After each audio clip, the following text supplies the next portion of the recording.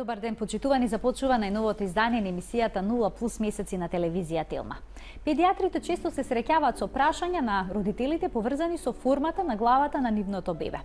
Понекогаш таа е симетрична или сплескана на едната страна, а ги загрижуваат и оние делови на главчето кои што се меки ке новороденчето.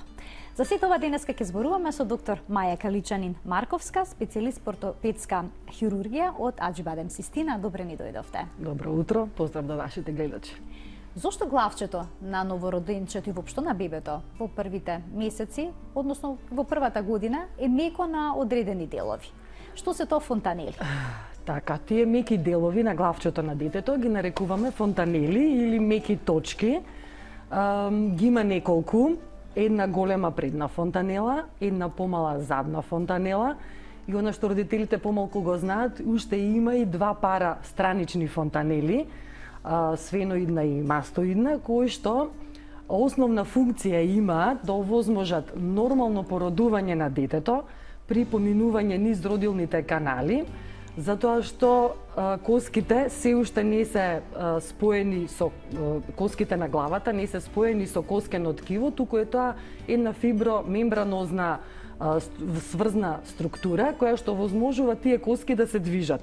И природата така убаво го осмислила да тие коски при поминување низ родилните канали може да се преклопат или да се поместат, се со цел за безбедно да помине детето низ родилниот канал, а главчето при тоа и мозочето да не бидат оштетени. Значи, втората функција е заштита на мозочето во главата. Така, затоа кога ќе се родат бебињата, новороденчињата понекогаш имаат чудна форма на главата. Да, токму така. По некој ден се нормализира таа состојба. И по некој ден се нормализира. Дури може некогаш веднаш после раѓањето, кај некои дечиња дури и да бидат многу мали фонтанелите, значи тие меки точки, затоа што посебно кај децата кои што се спонтано породени.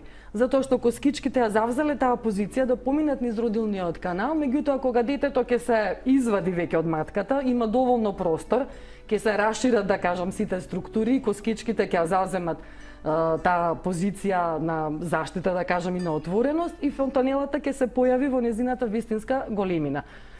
Баш така и големата ја викаме голема заради тоа што е поголема во однос на малата, и ти имаат одреден период до кога би требало, да кажеме, да се затворат. Така, колку време им е потребно да се затворат? Различно на секоја фонтанела. Најчесто задната фонтанела се затвара до кај 3-тиот или 4-тиот месец. Предната фонтанела се затвара помеѓу 9-тиот и 18-тиот месец, но имам еден мал процент на деца кај што се затвара и до 20-тиот или 22-тиот, па дури некојаш и 24-тиот месец. Страничните фонтанели, предната се затвара помеѓу 6-тиот и 18-тиот месец, задната се затвара исто така до кај 3-тиот, 4-тиот месец, како и задната фонтанела. Така, зошто педиатрите и воопшто ортопедите при прегледите на новороденчињата и воопшто на бебињата ги проверуваат фонтанелите? Дали е тоа важно? Важно е, да. Во педиатрискиот и во ортопедскиот преглед спаѓа меѓу другото и преглед на фонтанелите, ширината на отвореноста. Во суштина се следи развојот на детето и растот во првата година, посебно во првите неколку месеци, кога меѓу другото не само фонтанелата се мери обимот на главчето, за да се види дали детето пропорционално расте или колку надава во тежина и во висина следствено секој месец. Фонтанелата ја прегледуваме за да видиме меѓу другото дали има некакво отстапување, дали е многу испакната или е многу вдлабната. Ако е многу вдлабната, тоа посебно, како да кажам, и на педиатрите има од значење, значи може да ни укаже дека детето е дехидрирано. Посебно кога има температура висока, повраќа, има проливчиња и така натаму, тоа е еден од показателите дека детето значи му недостасува течност. Исто така кај деца подхранети, значи недоволно ухранети, исто така може да биде вовлечена предната фонтанела. Некогаш може да биде испакната. Таа може да варира во текот на денот, некогаш малку поиспакната, некогаш малку поповлечена.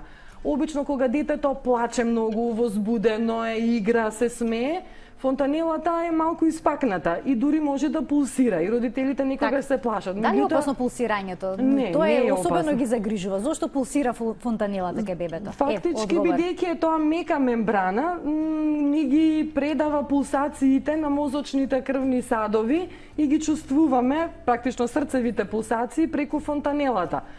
воопшто не е страшно, а нормално е кога детето спие или кога е огладнето да биде во ниво на коските или можеби некогаш дури малку вовлечена.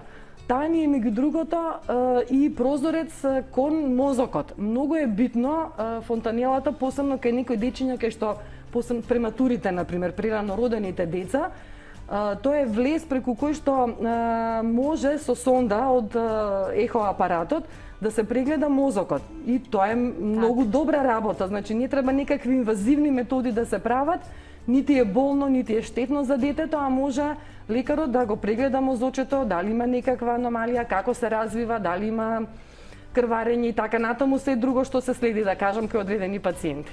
Родителите се плашат да не го повредат мозочето на детето преку фонтанелите. Можно ли е тоа? Не е можно баш така лесно. Значи, тоа не е таква мека, толку мека обвивка.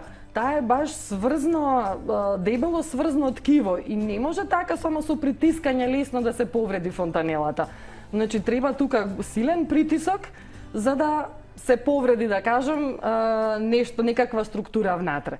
Така да не треба да се плашат родителите, нормални манипулации со детето, не треба некоја посебна нега во тој дел на главата да се прави, значи се е нормално како што и за останатиот дел од главчето. Некој смета дека цело време детето треба да носи капче заради фонтанелите кога го изнесуваат надвор?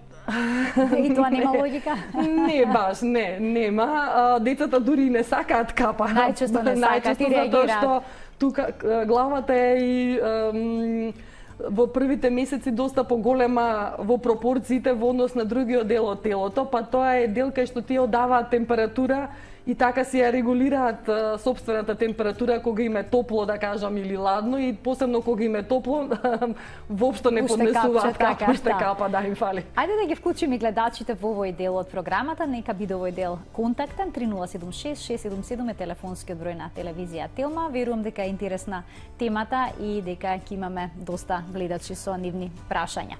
Сакав само кратко да додадам дека зборот фонтанела баш доаѓа од францускиот збор деминутив од фонтана заради пулсациите што се чувствуваат преку. Тоа говори колку е нормално. Да, тоа говори колку е нормално, да, таа состојба.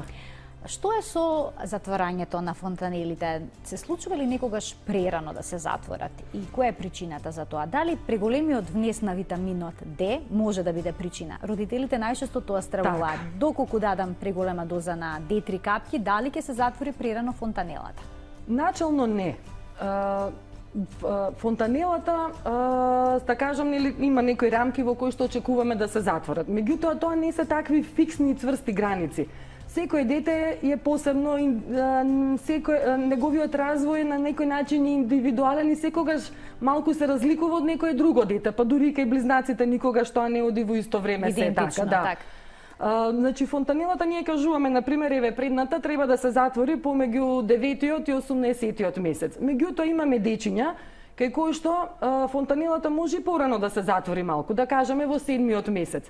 Но таа не е единствена, како што кажа фонтанела предната, имаме и други фонтанели, и шавовите кои што постојат на главата не окоснуваат уште многу долг период, така да главата ќе расте во големина до подолг период. Значи, окоснувањето почнува дури после втората година, затоа што мозокот во првите 2 години уште има експанзивен раст, значи расте во волумен, и коските на главата тоа треба да го овозможат и го овозможуваат. Тоа не значи дека ако се призатвори предната фонтанела дека ќе се случи некаква пречка. Има такви ситуации, меѓутоа тоа се навистина многу ретки. Во една статистика најдов, значи дека и во целата детска популација 1% од децата предната фонтанела им се затвара во 3-тиот месец без никаква последица. Так. Значи и тој 1% од деца е поголем број од сите патолошки други состојби кои што би се сретнале во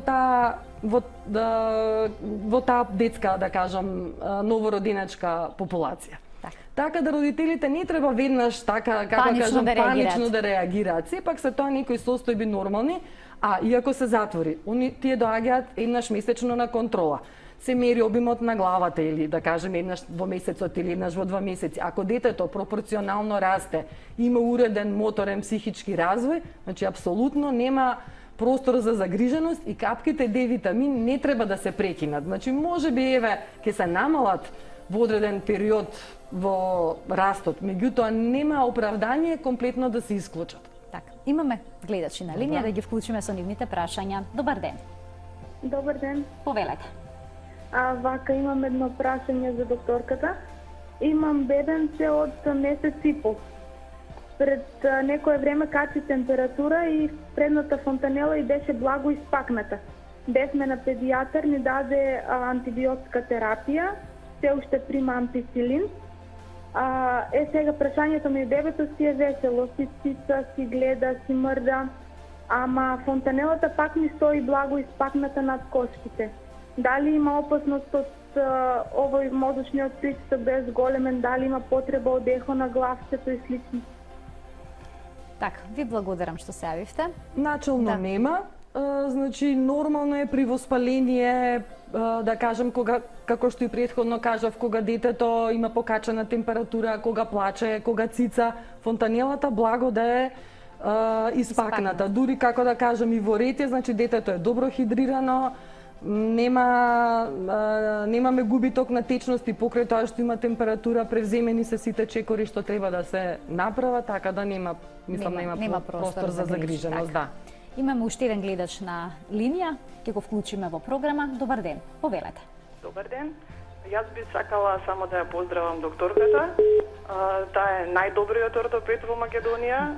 Можат на неа слободно да се обраќаат сите кои што имаат проблеми со ортопедијата во детската возраст, но исто така би сакала и да им посочам на сите возрастни лица да се обратат до докторката, се што имаат, значи, било какви проблеми ќе се обратат на најдоброто место и докторката ќе им даде совет, ќе на најубав можен начин и тие ќе имаат голема полза од неа. Така, ви благодарам. Ви благодарам што се јавите, навистина прекрасни комплименти. Да, ви благодарам. Ќе се задржиме сега и на онаа друга состојба кога има дефицит, односно недостаток на витамин Д. Дали тогаш се развива рахитис? Дали првите знаци се забележуваат токму на черепот, односно кај фонтанелите, тие стануваат помеки и слично? Во првата година зборуваме најчесто за недостаток на Д витамин, состојба кај што можеме да видиме дека нештото се случува преку коските на черепот, значи стануваат меки и се јавува еден феномен, ние го викаме на пинг-понг топче. Кога ја стиснеме главичката на детето, значи прстите ни пропаѓаат и се враќаат како еластични назад. Значи омекнати се коските на черепот заради тоа што организмот го зима Д витаминот од таму и калциумот, да кажам, од таму каде што не му е во моментот најопходно за да го искористи за други функции кои што му се нужно неопходни. И заради тоа доаѓа до омекнување на главчето. И ние тоа преку прегледот го гледаме. Да, го констатираме и тогаш кажуваме треба да ќе направиме можеби некаква лабораторија, некакво иследување и ќе кажеме на родителите што понатаму треба да се направи. Значи тоа може да се случи и кога не мора да е, не знам, рахит во прашање. Значи може самиот дефицит на витамин Д да доведе до тоа. Да, значи детето на пример имаме дечиња кои што многу брзо на пример помеѓу вториот и петиот месец напредуваат во тежина и во висина.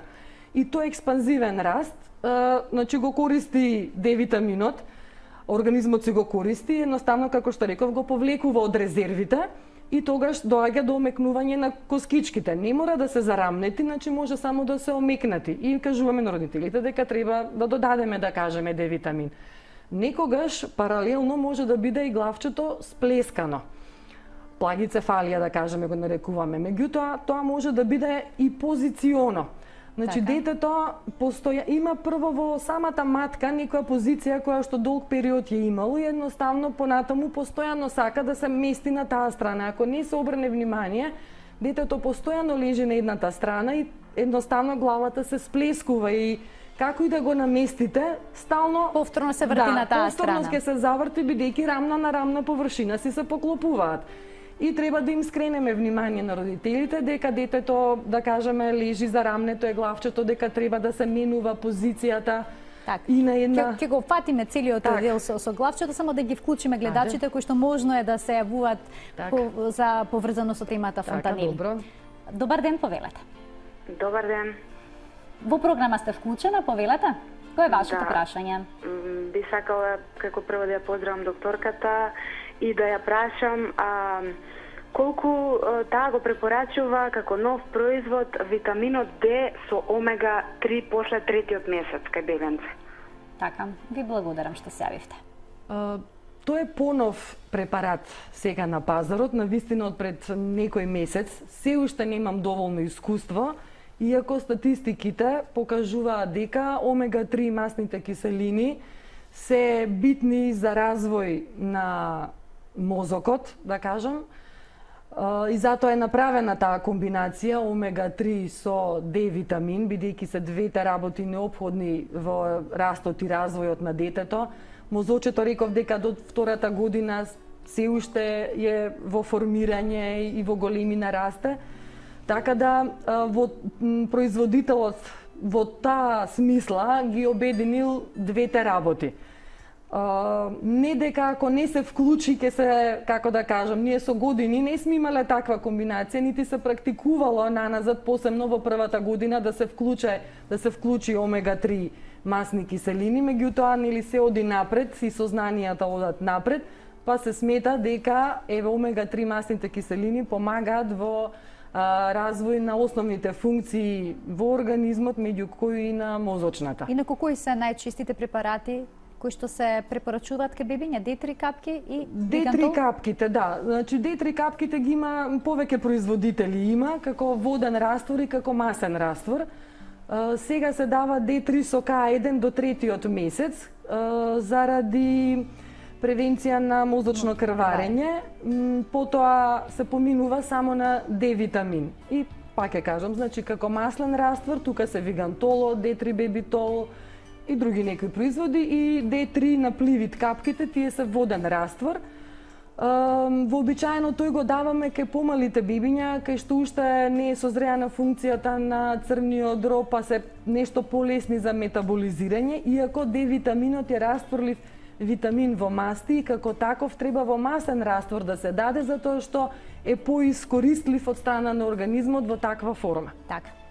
Да ги вклучиме гледачите кои што се на линија. Добар ден, повелете. Ало, добар ден. Повелете, во програма сте. Сакав прашање до докторката, да душа две прашања имам. Кај новороденчиња, односно до едногодишна возраст, колку интернационални единици е дозволено витамин D да се конзумира, нели дневно? И истото не се визира, имам синче од 5 годишна возраст,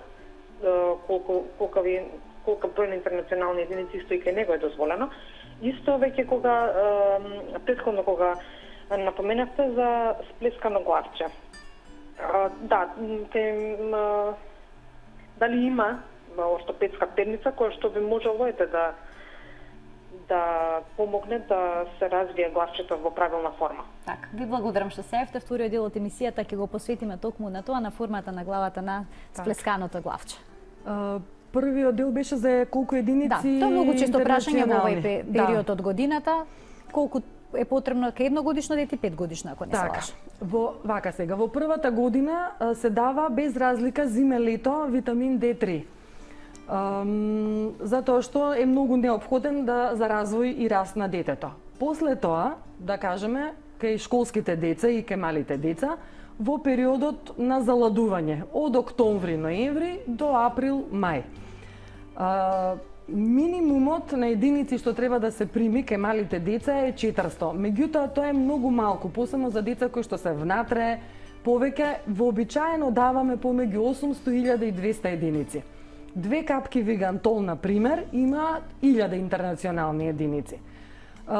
И треба да се погледне на препаратот, значи да кажеме една капка колку има. Во мултивитаминските сиропи, кои што се исто така препорачуваат, да кажеме заради имунитет и така натаму, количината на D витамин е многу мала.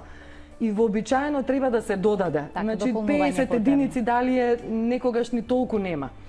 Кај 5-годишно дете, например, и 2000 единици да дадеме, нема е добра дозираност, значи нема да сгрешиме ако дадеме малку повеќе отколку ако дадеме малку помалку. Значи вообичаено кај бебињата даваме од 800 до 1200, кај поголемките деца даваме некаде околу 2000-2500 единици. Така. Во однос на перничето за корекција на сплескана глава, Так. можеби можеме да се задржиме во вториот дел од разговорот. Гледачката тогаш ќе ги добие сите одговори. Ајде да ги вклучиме. Имаме уште двајца гледачи на линија, да ги слушнеме нивните прашања. Добар ден, повелете. Ало, добар ден. Повелете. Најпрво поздрав до докторката и до детето. Ме интересира капки. Јас сум баба на една 15-месечна внукичка, за колку треба да продолжиме да ги даваме капките во вид на ампули, што се. Така, ви благодарам што се евте, делумно одговоривте на ова прашање, до че кога 15 треба да се месечно дават, дете во вид на ампули даваат капки.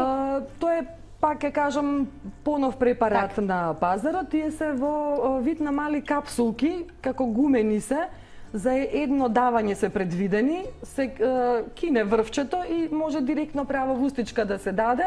Ако им е незгодно на родителите, може и на лажиче со малку млеко. Ако е дозата, да кажам, соодветна, може да се дава како што кажавме. За, например, ако ова дете сега има 15 месеци, но веќе сме влегле во есенско-зимски период, капките D-витамин нема да се прекинат се до крајот на април или мај. Така. Имаме уште еден гледач на линија. Добар ден.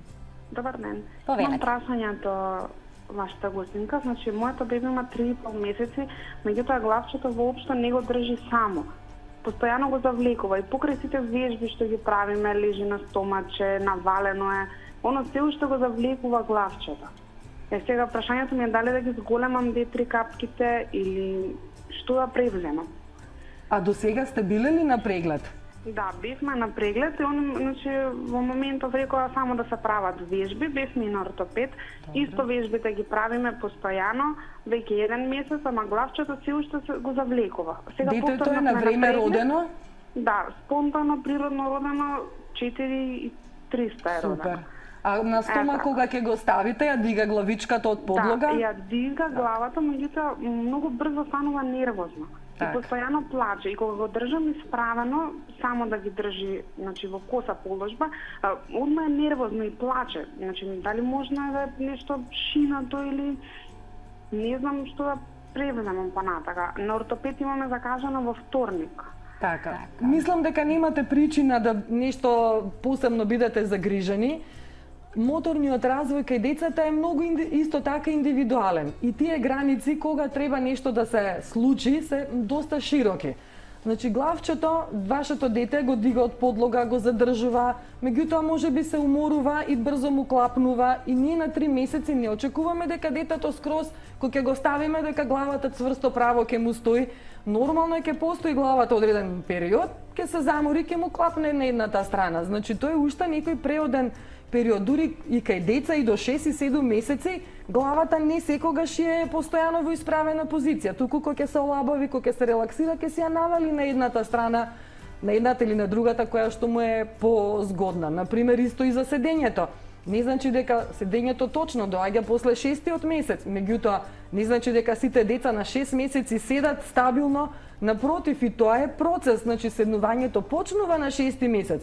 Детето ќе се дигне до седната позиција, меѓутоа е нестабилно, паѓа на една на друга, се претклонува напред и му треба уште можеби месец, 2, 3 додека стане, ја извежба едноставно мускулатурата и созрее моторно за да дојде во одредена ситуација. Исто важи и за држањето на главата. Ајде сега да се задржиме на формата на главчето. Точно ли е дека се почесто има бебиња со асиметрична форма, односно со сплескано главче од задната страна, поради препораката на педиатрите, тие да спијат на грб постојано? Како да кажам, како со тек на времето и ние станавме многу построги во критериумите за преглед. Значи се нотираат и помали отстапувања. Родителите сега знаат повеќе, интернетот е достапен на сите, се чита, се прашува и така натаму, така да и нашите критериуми, да кажам, во прегледот се подигна. За некои работи кои што порано така бегло би ги поминали, значи знаеме дека ќе биде во ред, не сме ги ни кажувале, меѓутоа еве, че сега се обрнува внимание на се. И главчето, значи, сплескано може да биде ако не дека порано немало, напротив, и порано имало многу деца со сплескани глави, и тоа заради тоа што децата спиеле во дрвени колепки. И дрвената ставале или нешто одоздола, некаква подлога, да кажам мека, меѓутоа децата во колепката и замотани како што биле, так. Значи баш спиеле така рамно со главчето, баш на плеки и главчето, и многу често се сретнувало сплескано главче во задниот дел. Значи сега педиатрите препорачуваат исто да се спие на грбче, меѓутоа не секое дете исто така ќе се намести баш право, главчето се дозволува да биде завртено на една или на друга страна, и самото дете кога ќе се изрелаксира во сонот, главчето спонтано ќе падне на едната или на другата страна. Така да, но ако во, да кажам, во стомакот или често е ставано во таа позиција и постојано е во таа позиција, значи главчето ќе се сплеска. Истото важи ако спие постојано на едната страна. Многу често, например, некое дете во последните месеци од бременоста е наместено на едната страна и мајката сама го чувствува тоа, и после породувањето повторно продолжува на истата страна, а и така е наместено, например, тоа се врти кон гласот на мајката, кон светло, кон прозор, да кажеме, и продолжува со тој тренд на едно спиење на една страна, значи треба да обрнеме внимание дека потребно е позицијата да се менува. Кога се менува позицијата, даваме простор на сплесканата страна, таа да се испакне и убаво да се оформи. Так, се користат ли специјални перничиња? Се користат. Значи има перничиња кои што се баш наменети, да кажеме, да спие детето така на грбче и главчето да биде во спиењето баш на теме, да биде во исправена позиција, како мало вдлабнување има и детето е баш центрирано. Исто така има едни триаголничиња кои што се става, значи кога детето се става во бочна позиција, па едното триаголниче доаѓа од страната на мишето, а едното триаголниче од страна на грбчето. Со цел да биде детето во бочна позиција и да не се преврти на стомак. Так. Затоа што се препорачува до 3-тиот месец детето да не спие на стомак, посебно во текот на ноќта. Во текот на денот се дозволува под надзор да биде свртено на стомаче, но во текот на ноќта се смета дека се уште можеби рефлексите не се доволно живи, за да ако се нурне со главата во перниче или во нешто, дека можеби ќе се заплетка или нема да ја извади главичката и така, заради тоа е таа препорака. За колку време се очекува да се реши овој проблем? Проблемот не се решава за една недела. На коските им треба малку подолг период да се вратат во првобитната позиција или во саканата наша позиција што ја очекуваме. Им треба неколку месеци. Најмногу се постигнува во првите 3 месеци, затоа што се коските најмеки уште тогаш, детето е мало и обично како ќе го наместиме така и ќе остане, уште не е толку многу моторно активно и затоа корекцијата најдобро се постигнува во првите неколку месеци. И понатаму се постигнува корекција, меѓутоа тоа оди малку побавно. Родителите се загрижени дали сплесканото главче може да остави последици врз мозочето? Начелно не. Начелно не, тоа е повеќе како естетски, да кажам, проблем. Со таа последици на мозочето, тоа е кај некои синдроми кои што се многу ретки, кај што имаме деформитет, да кажам, на главата или кај што има прерано сраснување на фонтанелите, значи тоа се синдроми кои што се доста ретки и кои што одат во склоп на некои генерализирани системски состојби. Так. Доколку главчето на бебето е сплеснато од едната страна и сега родителите добиваат препорака тоа да спие на другата страна, се случува ли да одат тие во крајност, па потоа на преглед да дојдете со проблем од другата страна, од едната решена? Некогаш се случило, значи во желбата да се исправи, да направат тие се најдобро, да биде исклучиво детето на другата страна, па потоа да дојдат со убаво формирана глава од другата страна што била сплескана, а оваа кај што спиело да се сплесне сега дополнително. Значи, препораката е да се менува позицијата, малку почесто на страната кај што е испакната, така, за да ја оставиме слободна зарамнетиот дел од главата, меѓутоа не исклучиво на таа страна. Пример, 2-3 пати на едната страна, па еднаш на оваа што е сплескана, 2-3 пати ваму, па така некаква комбинација, да кажам, да се направи. Инаку, еве ќе напоменам, на запад веќе отидени се толку далеку, што кога има неправилна форма на главчето или многу е сплескано, тие имаат и посебни пластични како кациги, да, шлемови, кои што првин се прави со еден софтвер компјутерски, се снима кој агол како треба и така се дизајнира кацигичето да го притиска малку тој дел кој што е испакнат, за да се даде простор на овој сплесканиот дел да се оформи. Не знам дали има потреба до таму да се оди. Се решава проблемот и на ваков едноставен начин. Да. Ви благодарам што бевте дел од 0N+. Навистина интересна тема, одлични одговори. Гледачите се сигурно задоволни. Ви благодарам. Ќе се видиме повторно. Тука го заокружуваме денешното издание. Имајте убав викенд, а потоа гледајте Ненормално секој работен ден од 12 до 12:30 во рамки на утринската на Телма. Пријатно.